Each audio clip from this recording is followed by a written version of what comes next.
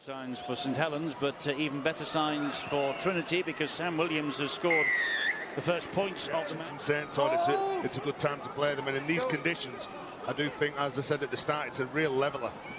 Oh, tipped on brilliantly. Mason Caton Brown. I think if that is a try, that is another one of the great tries of 2017.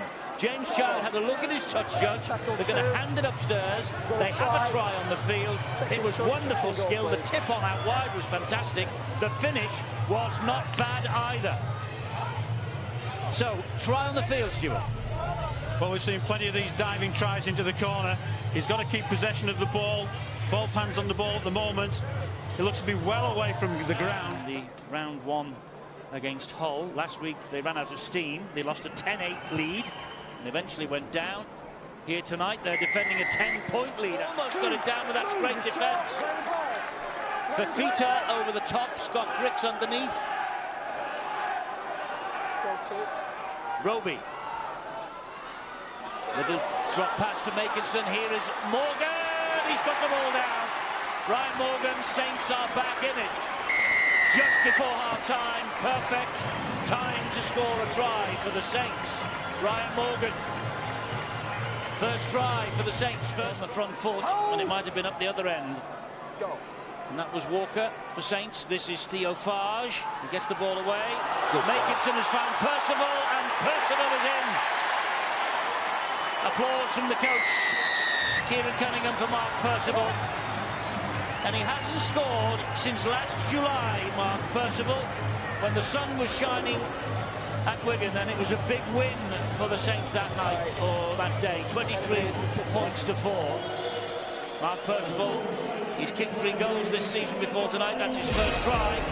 Well, here's the penalty. David Fafita moves off the mark, runs into the markers, and Liam Finn just onto the pitch, trying to give his side some momentum, has to go back.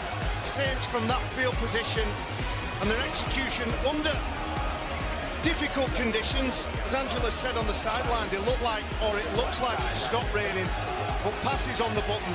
And for me, this just... Number 5 metres away. Saints look for a repeat set at least here, or maybe something more, as Wilkin finds Farge again. And Farge gets the ball away to Percival, and they had a man on him. They had Sam Williams on him, but Percival has come up with his second try. And he's nudged St. Helens into the lead for the first time. It's taken them 56 minutes to break Wakefield down. 12-10 they lead. Kick to come from that man. It's the Percival show against Wakefield. 12-10. It's good power from Mark Percival. When Theo Farge comes across, he's looking for his centre to just come short of him.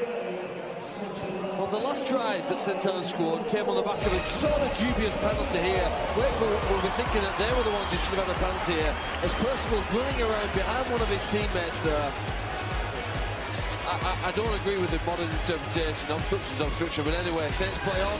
They pass it left here, and they scored a brilliant try. Now, as the game's gone on this second half, they've really turned the match around. The match for Wakefield. Big moment of the match for St. Helens, as Williams slides the kick under the post. Oh! Wow. Is this a try? Was it taken out? Was Jacob Miller taken out? Is it a penalty try?